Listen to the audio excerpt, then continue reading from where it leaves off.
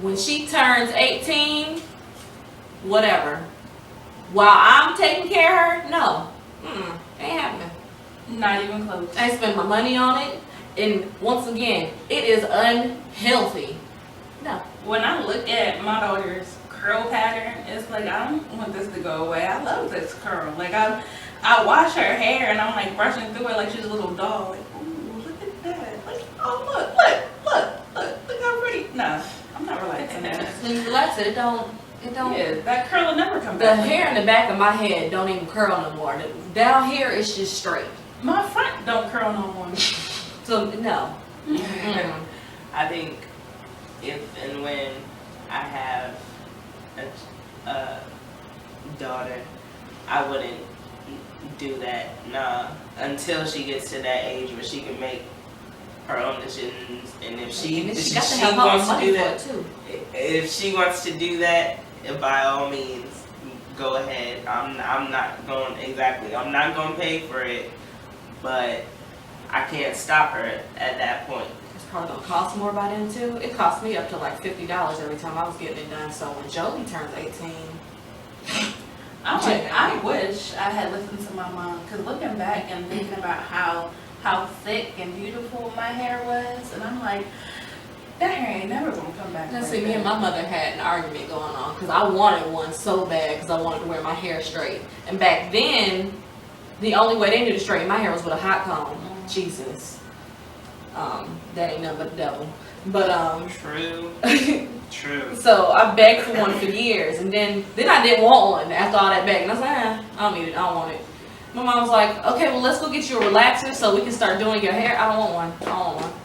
So I finally gave in and got one, and then had to keep getting it over and over and over.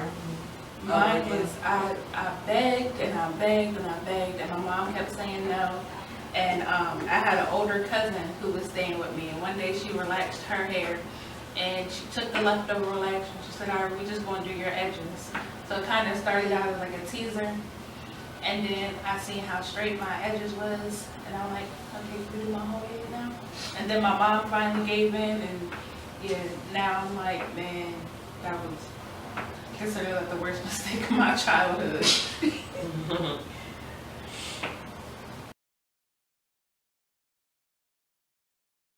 I have been natural since September 2011. I've been natural since August 2010. And I have been natural since November 2011.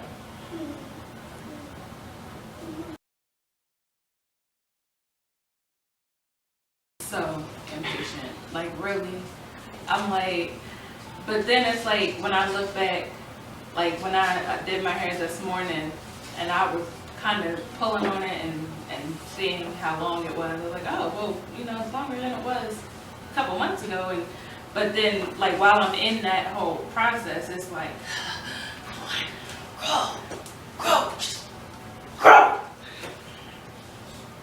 I would have to say, yeah, I'm impatient. I have these spells where I'll wear it in an Afro puff, wear it curly for a long time, and then I'll wear it straight for a while. And so during the time where I'm wearing my Afro puff and curls, it just don't look like it's growing.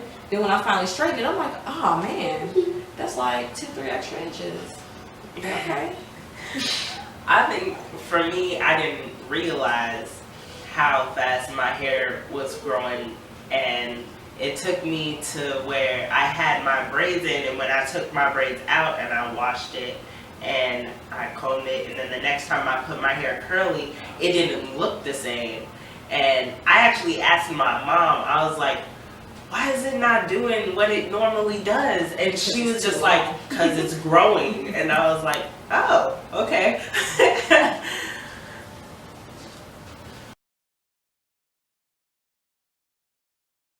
It's definitely an issue for me because, like, man, because I kind of wash my hair and then I kind of like, you know, detangle it and comb it out, and I feel like my afro's out the hair, and then it'll dry, and it's just like, and I'm like, all right, now I'm bald again. What just happened?